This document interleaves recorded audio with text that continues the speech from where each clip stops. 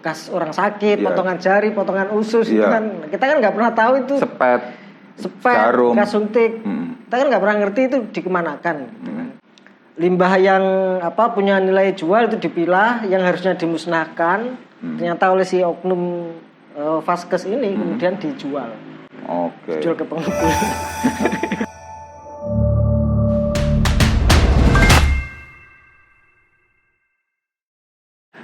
Ya, ada hal yang lain lagi kaitan dengan fellowship ini. Saya sih mungkin sedikit pesan aja, pesan atau semacam mimpi besar gitu mungkin. Jadi tradisi investigasi itu kan hampir jarang sekali ya dilakukan oleh media-media Indonesia, baik itu media mainstream sekalipun sekalipun itu sangat jarang. Tapi memang ada harapan karena tren beberapa media sudah mulai melakukan itu. Gitu. Nah, kenapa itu menjadi suatu yang menarik? Karena bagaimanapun juga investigasi itu kan mahkotanya jurnalisme. Ada sampai ungkapan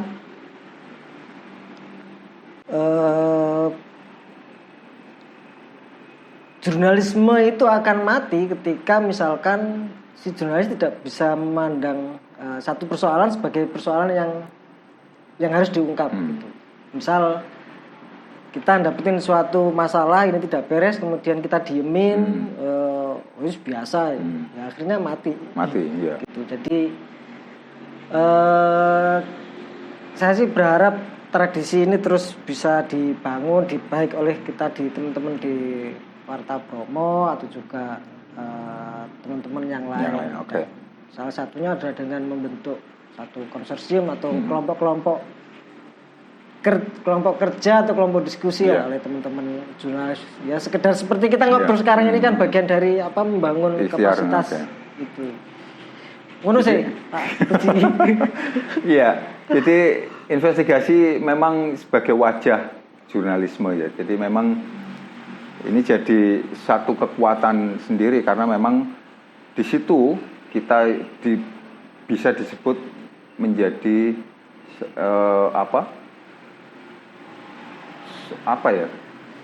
ruhnya. Iya, ruhnya dan pilar demokrasi di situ karena kita mampu mengungkap sesuatu yang tidak terungkap.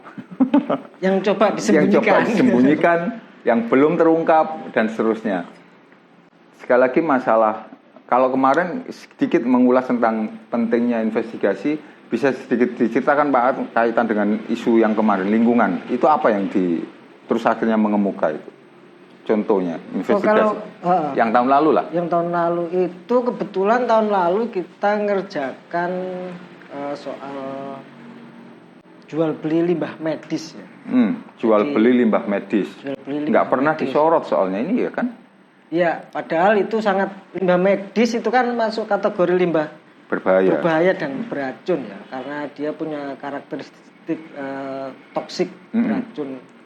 Bekas orang sakit, potongan jari, potongan usus, itu kan kita kan nggak pernah tahu itu sepet, jarum, bekas suntik, kita kan nggak pernah ngerti itu dikemanakan. Nah, ternyata setelah kita telusuri ada praktek yang seharusnya itu tidak boleh terjadi. Jadi itu karena pengolahan limbah B3. Cara pengolahannya waktu itu terungkap gimana? Bener-bener ketat ya, karena itu B3. Apalagi ini medis, infeksius. Bisa nulari, juga media penyebaran penyakit. Berbahaya bahaya ke kesehatan dan juga ke lingkungan. Nah, ternyata itu ada yang dijual belikan oleh orang-orang di lingkungan fasilitas kesehatan. Dijual belikan? Iya, dijual gitu. Jadi limbah yang punya nilai jual itu dipilah, yang harusnya dimusnahkan, ternyata oleh si oknum vaskes ini kemudian dijual. Dijual ke pengepul. Padahal itu penyakit. Bisa jadi penyebar penyakit. Nah, itu dia kenapa ada investigasi, kita bisa ungkap bahwa ada sesuatu di situ, ada fakta bahwa ada praktek-praktek kotor di limbah medis ya. Jadi sehingga itu harapannya tidak terulang, tidak terjadi lagi gitu kan, sehingga kita ungkap, kita informasikan ke masyarakat bahwa ini loh yang terjadi, ini loh yang ada dan seterusnya. Kira-kira yang ingin dipesankan di kegiatan atau peliputan investigasi tahun lalu semacam itu ya. Itu kekuatan dari ngomong sebuah investigasi, liputan indip, liputan melakukan pendalaman. Waktu sorone ya apa iku? Kira-kira engko lek wilayah penganggaran iki sorone piye terusan ini? Ya itu masalahnya kenapa kita jarang sekali melakukan itu, karena satu, investigasi itu pasti butuh biaya besar. Butuh energi dan waktu yang relatif lebih lama daripada kita melakukan liputan-liputan biasa. Nah, praktek di investigasi yang medis itu waktu itu kita butuh sekitar 6 bulan ya, hanya untuk satu liputan. 6 bulan dari sisi waktu. Dan karena prosesnya pun agak ribet karena yaitu tadi, investigasi itu kan kita coba mengungkap pelanggaran yang memang sengaja ditutupi, sengaja disembunyikan oleh orang-orang yang oleh pelaku.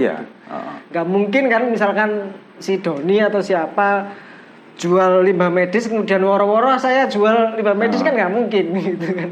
Nah, supaya kita tahu bagaimana ya nyamar. Iya ya. Ngeri loh. Ya akhirnya ya nyamar waktu itu saya nyamar jadi jadi pemulung, oke. Jadi ya beneran ya, jadi pemulung. Jadi saya pakai celana yang Insya Allah. yang kumel gitu, pakai sandal jepit. Tapi pas sama peteng ya. Jadi ya kan ada teknik kan, ada teknik ada teknik menempel, ada teknik menyamar, ada macam-macam kan teknik investigasi. Kayak intel lah ya berarti ya. Ya sebenarnya hampir sama sih antara jurnalis dengan polisi intel itu. Hanya bedanya mereka punya undang-undang yang untuk memaksa ke orang menangkap gitu. Kita kan nggak punya. Kita hanya sebatas menulis dan mengungkapkan ke publik. Hanya itu. Tapi ya karena kita memang pengen bener-bener mengungkap bahwa praktik itu terjadi, pelanggaran itu ada ya. Mau nggak mau kita harus masuk ke dalam situ. Caranya itu tadi, kita nyamar jadi pemulung, melebur menjadi bagian dari mereka, para pelaku, dengan maksud untuk mengungkap, mencari cerita yang sebenarnya. Akhirnya ya kita dapat.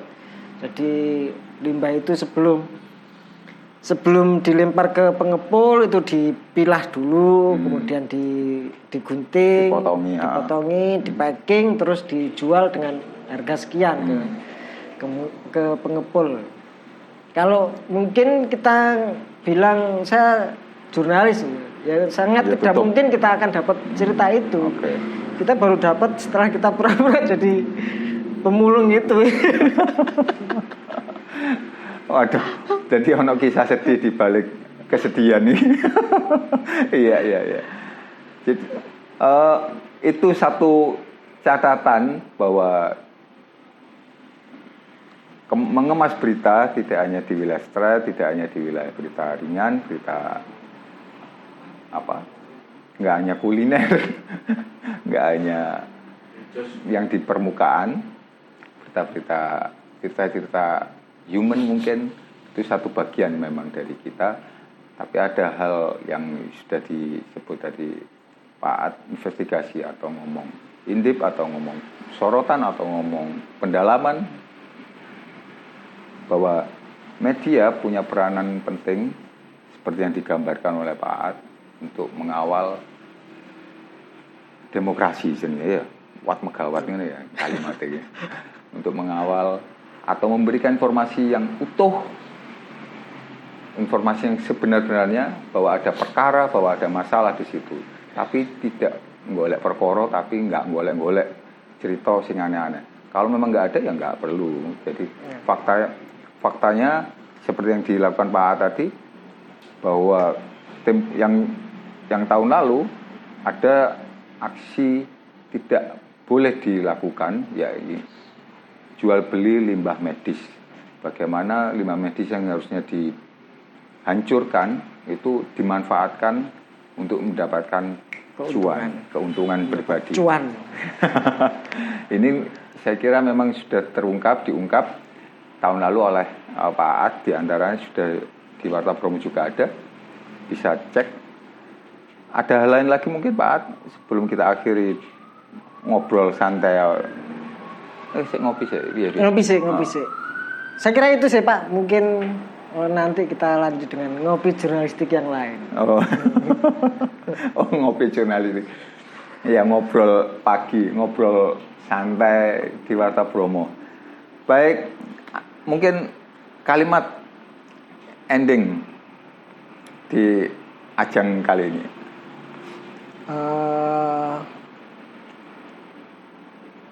Apa ya? Karena